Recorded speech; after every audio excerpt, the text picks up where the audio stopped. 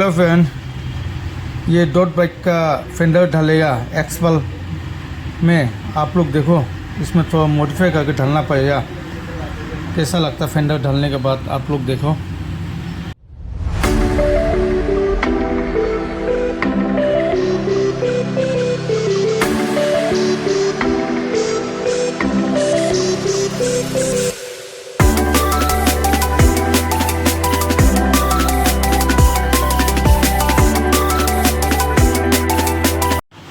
Finally fender को लगा दिया डॉट बाइक का।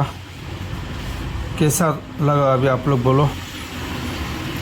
हमको तो अच्छा ही लगा फेंडर लगा के। आप लोगों को कैसा लगा आप लोग कमेंट में बोलो। और इसको कोई सीट को लगाओ, सीट को देखते हैं लगा के कैसा लगता है। सही है सीट, हाँ अभी सही लगा।